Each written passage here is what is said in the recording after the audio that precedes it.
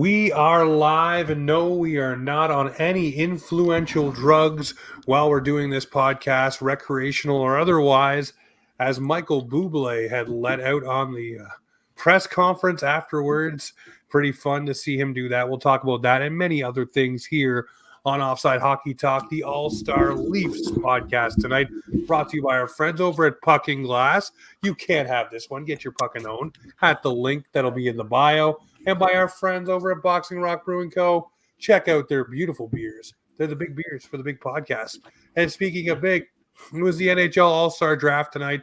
Dylan, I want to get your instant gut reaction to the NHL All-Star Draft. Gut instinct, they need to work on their audio a lot. There's a couple of mishaps. I know that they're probably trying to cut out a lot of people because early on, to go into context, every captain and co-captain and celebrity captain have had like a little mic similar to this one. It attached to the head, and you could hear all of them. Later on, they stopped working during like interviews with David Amber and I forget the other guy. But I think they should work on that a little bit. But other than that, it was pretty cool that a little Timbit got to represent Crosby earlier on. At least he didn't have to sit around too long to get picked. My only thing I would have liked to see is some guys go away from familiar faces. That was my only other thing. What about you, James? Yeah, it was the same thing. I talked about that on the Locked On Leafs podcast that I was on earlier this evening. That I would have loved to see them stray away from their friends and all their buddies, and make it so they could just pick different guys, have different things going on. But everybody stayed pretty safe. I would have loved to see a trade as well. Yes. Where Lindholm just got traded. It would have been fun to see them traded the other way.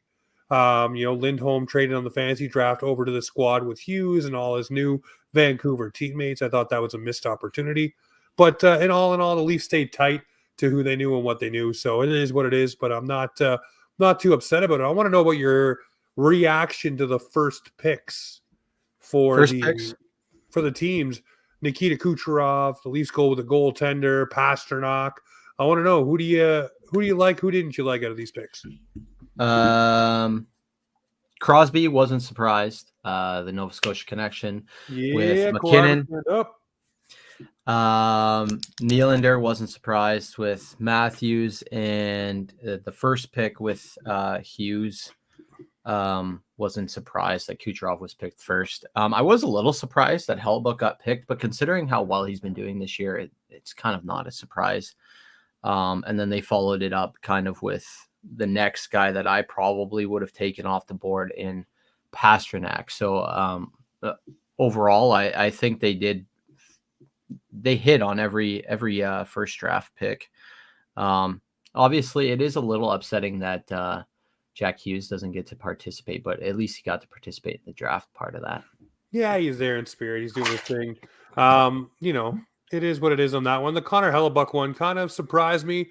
Reminded me of guys who in fantasy drafts go after the best goaltender immediately and try to up their stuff. So that one kind of caught me for a loop. You're obviously trying to go with some offense, but you got two of the most premier offensive guys in the league. Exactly. In totally understand it. On Draisaitl. So you're not doing too shabby. And they added Pasternak anyway. So I think it's pretty cool. A lot of the thing tonight, though, around social media, the jerseys got released a couple weeks ago, and then they got re-talked about tonight, live on the athletes, live on the ice. To me, I've kind of fallen in love with the blue jerseys. I like the Maple Leafs ones. Those ones are catching my attention. I like the way they look. Not a fan of the yellow, not a fan of the red, not a fan of the white ones, but I do like the blue ones. They've grown on me a lot. But on social media, it's still everybody's saying these jerseys are trash and they're tired and they look like a kid drew them with Crayola. This is the Drew-inspired jersey. I don't know if you've seen all the rest of the Drew work with the Maple Leafs, but it's along the same vein, folks. So it's not that far out to lunch to what they've already created. I like the blue one. I think it's great. I like the Comic Sans writing on the back too, with the nameplate down by the nurse. Let's go. Stop hating on everything. Stop shaking a fist at the clouds. Enjoy something. Have a little fun. They're supposed to be fun and representative of such. Yeah. I mean, I don't understand it. What do you think?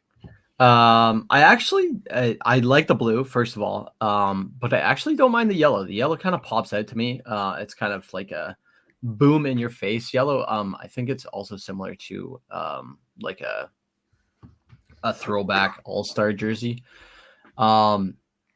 Again, the white is white because, you know, somebody has to play in away kind of colors. But to me, I have kind of always had the opinion of these that they're trying to make it appeal to the younger audience, which I think is the right thing to do. You're trying to grow the game to the younger audience. So in my opinion, that's why it is the way it is.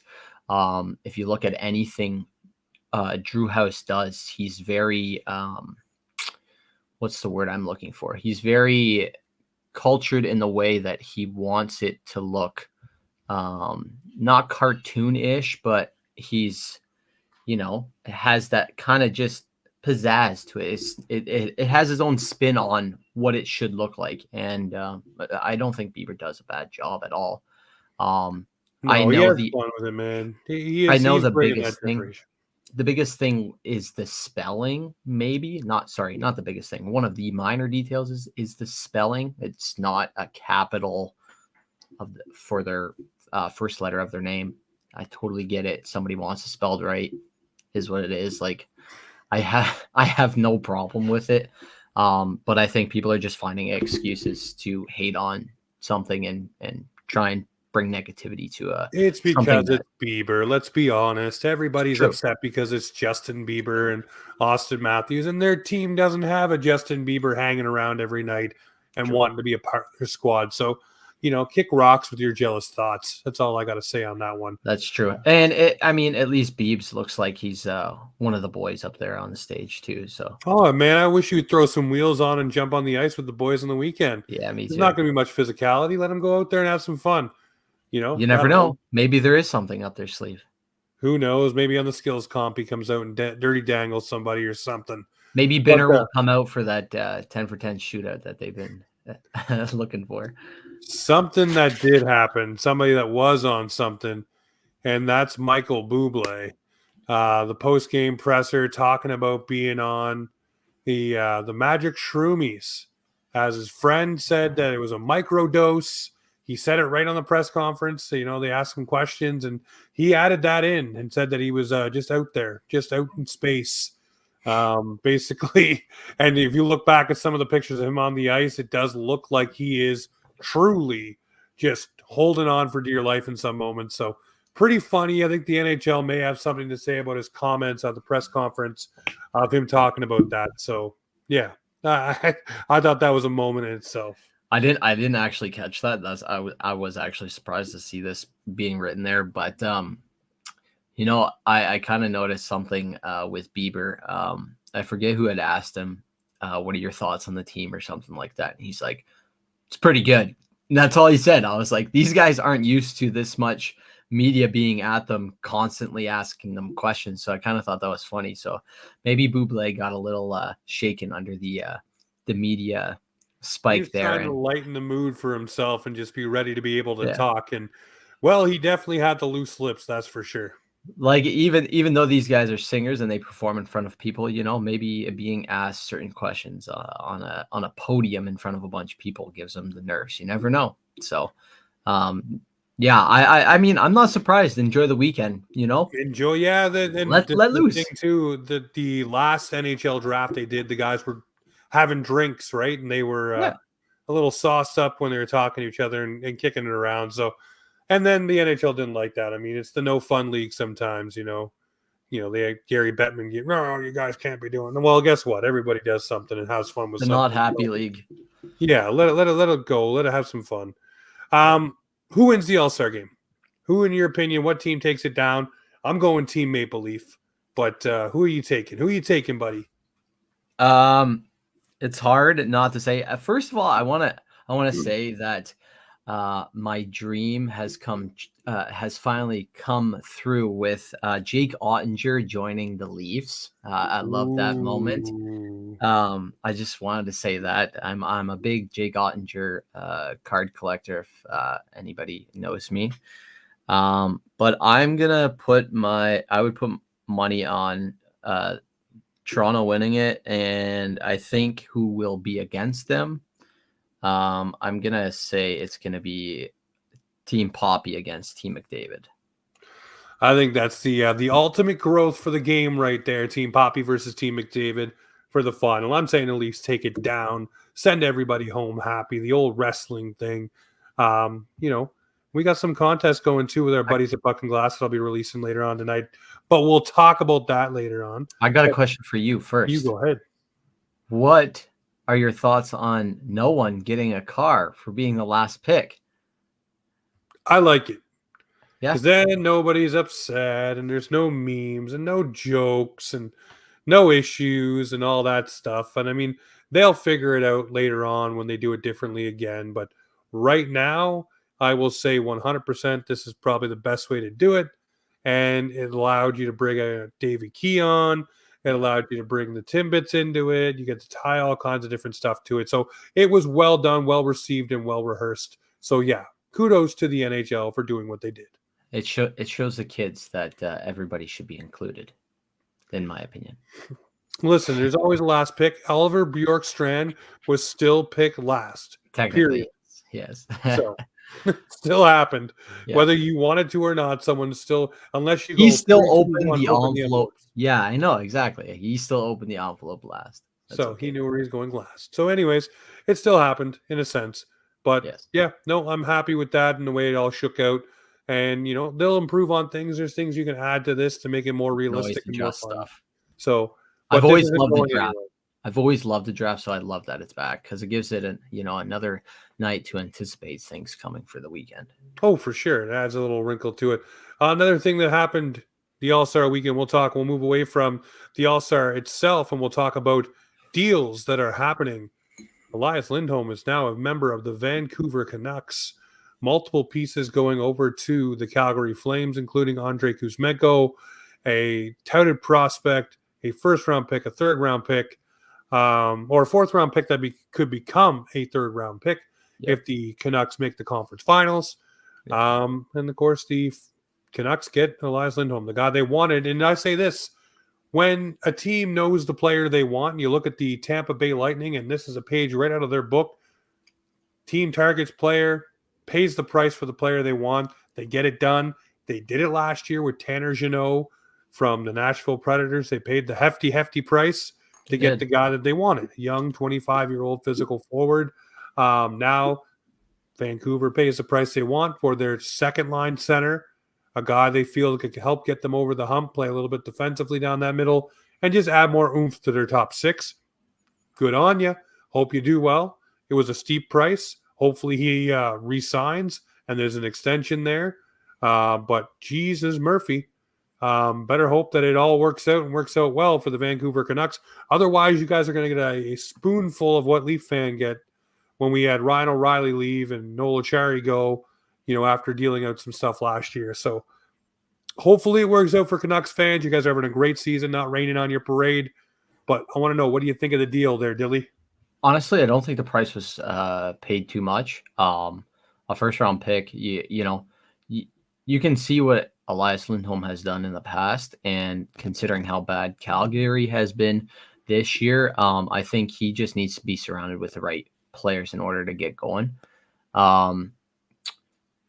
In my opinion, I don't think it's a loss to have Kuzmenko leave Vancouver Canucks, considering the relationship he has with Tocchet and how much he didn't like playing him.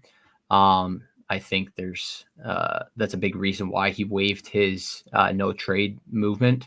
And the Canucks didn't give up any major prospects here. So, in my opinion, if they still want to go out and get something and they still do want to give up something, I think they can go out and get, whether it's a defenseman or a bottom six guy to kind of stretch the lineup a little bit more.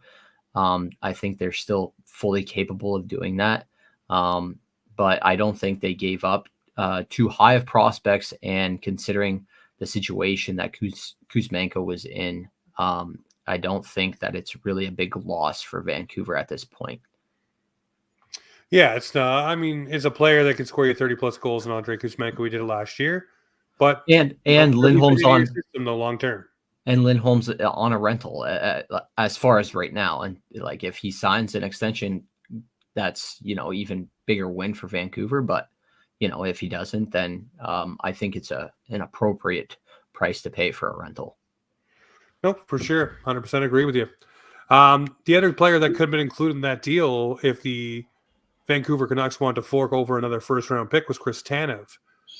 So that shows me that he is going out the door. He's going to be traded. The price, well, we all know what it is now. It's a first-round pick. Is that what the rumor was? What's that? That's what the rumor was? That is exactly what the rumor was, yep. If they were to fork over another first-round pick, he would have been included in that deal, going back to the team he originally played for in the Vancouver Canucks. So, Tanev, the Leafs, seems like a deal needs to be had here. Obviously, everybody's talking about it. Pay the first-round pick, bring the man home, let him play for the Leafs, put him beside Riley. Bang, bang, done. Do you think it that's the final piece to get us through 2-3 rounds? I also think you need somebody in your bottom 6 penalty kill wise. I've talked about this at nauseum. Yeah. But you look around the league and find what you can find. Who is it going to be? You look at all the best penalty killers. Again, I say you grab that list and you look down and say, who's a good penalty killing forward? Hello, Sean Corrali. You want to come over here from Columbus? Coleman. Apparently the Leafs in Columbus are talking. That's another rumor out there. So is it Sean Corrali? Is it Boone Jenner? Who is it? What's the deal here? You're flipping. There has been big Camp? talk with Columbus, because we were rumored with having a defenseman come that way as well. Yeah, I would love Boone. Boone Jenner would be great on this team, but I mean, you have to move some salary out to make it happen. It'd be an expensive deal, prospects and all different things. And a lot of people saying, is this the team you want to go all the way with? Well, I'm sorry to say, but every year you should want to be able to go as far as you can with guys like Austin Matthews, Mitch Marner, William Nylander, John Tavares, Morgan Riley, go down the list. Yes, you want to be able to try to push any team that has the ability and those star players like that through the way. And by the way, if Joe Wool is what our friend Kevin Woodley projects him to be, and the numbers said he was when he got injured, that is a goaltender that can catch fire and really win you a couple rounds if he's ready to rock and roll, which he should be very shortly, Leaf fans. So get fired up for Joe Wool. But that's another piece right there. If you got your goaltending tandem set, you bring in a guy like Tanev to play with Riley, and then you bring in someone bottom 6 penalty kill wise to up that penalty kill style, maybe a true third line center. Let's rock and roll. I'm fired up for it. Of course you are. You're always fired up for it. Tanev, I think as far as we know, I think it's pretty clear that Tree loves Tanev, so hopefully he brings him in. Obviously, we've talked about other guys that we've wanted to come in, but I think you've hit it on the dot with everything that we need. And talk about playoffs, I think that as if we get through, 1-2 rounds, and if it's only 2 rounds that we get through and we get to the conference finals, I think that's just more experience that you're adding to these guys to, help build into their mindset of what they need to go moving forward. So it would be a huge help in their mental state too, going into playoffs. Oh, 100%. For sure. And I look at the Leafs and I say, those 2 moves, get a penalty killer, get a defenseman. Let's keep rolling. We're 3 in a row. We're going to the Island. We're playing the Islanders on Monday. Let's keep the train going. Speaking of keeping the train going, let's do the midseason awards. We didn't get to do it yet. Obviously, the All-Star break kind of is the midseason stoppage. So for me, we'll jump into these quickly. We don't need to dwell too long. But I want to know, for you this season, who's been the best player for the Maple Leafs? You going first or am I? You can go first. I think it's easier to say that Nylander is the best player this year. He's kind of proven it. And I think that him getting the extension is a prime example of why he's the best player, why he has been the best player this year. I'm gonna go with Mojo Morgan Riley, the Nice. guy that stepped up in the playoffs. I made a video about this the other day about who's the Leafs midseason MVP, and I would say he is right now. Without him on that defensive core. Consistent horse. He's been consistent. The minutes are there. He's not your physical guy, but he's able to get you the points. He's able to do all the other things that you wanted. And he kept the elevation of his game that he stepped up in the playoffs and kept that rolling throughout this season. He's on pace for 70 points. So I'm not mad at Mo for what he's doing right now. For me, he's my midseason guy. It's easy to pick Willie because of all the stuff he's done offensively. Easy to pick Matthews. Some people were throwing out Martin Jones. Without him, we wouldn't be in a playoff. We wouldn't be here. Yeah, 100%. So he saved the bacon of the Leafs as well. So there's another name. What is your worst for this season? Doesn't have to be saying he's the worst guy in the world, but worst performance so far through the halfway point. I kind of have two, but I'll go with the top one. I think it's pretty simple to say Sammy this year. He has an all-time high already in overtime losses, which, it could be the format, it could be, Leafs defense, whatever. It's a big struggle there, but considering the mental block that he went through this year, and I understand that mental blocks happen at any point in anyone's life, but I think this was a crucial year for him. He came off arbitration. And, this could have been a year where it was 1A, 1B. It was Sammy and Woll competing against each other. You go, one guy's in this night, one guy's in this night. It's kind of like like in Boston, the Ullmark and Swayman kind of combo. Obviously, I think that would be the best case scenario, but I think that Sammy has really given up the torch in key moments this year. No, 100%. I mean, now he's jumped in, though, and he's looking back to being Sammy of old. So, I mean, yeah, it's easy to point that finger. And, I mean, I don't know what was going on there. Maybe there was a whole lot of, hey, we brought in Martin Jones. He felt a little shaky about that. Maybe also looking over his shoulder at Joe Woll, who's looking really good. And everybody's saying this guy's the next one, and starting to compare some theories. So, yeah, for Sammy, it's a problem and an issue. For me, a guy, and I'm going to surprise some people with this. I know it's his first season in the NHL. I've expected more of Matthew Knies. I wanted more from Matthew Knies. I wanted more points. I wanted more oomph. I rave about him a lot, but, he's great along the wall. He's good at stick checks, but there's a lot of brain farts. Obviously, he's young. But if you're playing with Austin Matthews and Mitch Marner, even Michael Bunting put up points for crying out loud. So, I mean, he needs to be able to put up more points. He needs to show some more. And I know he is showing some of the tools in his toolbox, but for me, Matthew Knies, I wouldn't say he's the worst, but I'm saying for me, I shouldn't have used the word worst in this. Yeah, I would agree. With disappointment. Yes, Sammy was a disappointment this year. Yeah, the disappointment, this season so far. Halfway through is Matthew Knies. I know it's the first rigors of an 82 NHL game season. He got injured a little bit, nicked up. But at the same time, I expected this guy, with what we saw in the playoffs, to be an absolute beast for the Toronto Maple Leafs this season. I'm not talking 30, 40 goals, but I am talking probably 20, 25, and maybe about 15 to 20 assists, especially playing with Matthews and Marner on a regular basis. That is something I thought would be a thing. But we don't see that right now from him. But we are seeing other growth of parts of his game. But I want this guy to turn it up. Because right now, I'm disappointed in how he's projected so far. I know we have half a season left, but I want more out of the kid. Well, all I can say is I hope that this break is good for him, because I know that this man has not played this many games before in his lifetime in a season. So I just hope that this 8-day break for him is long enough to help him rejuvenate the next half of the season. No, for sure. No, 100%. And I say 100% about a lot of things, but that's one thing that I definitely will agree with you. The rest will do a lot of these guys good. Gio included, Brody included. For you, what is the biggest surprise this season when it comes to a player on this team? I think you talked about Jones there, and he was a great surprise. But I don't think anybody saw the resurgence of Simone Benoit. This man is a knuckle throwing, body bumping machine. I don't know if you saw a clip. I forget whose I saw podcast the it is. clip on Luke Gaz? Gadzik's show. Luke Gazdick, yes. He's gonna keep on doing what he's doing because he realizes that Leafs Nation loves it. He loves the pound bodies. He does. He loves the emotion that's coming from Leafs Nation. So I couldn't be happier with him right now, and he is somebody that we've been craving for years. Yeah, no, he's a stay-at-home defenseman. We're all falling in love with him. The coaching staff likes him.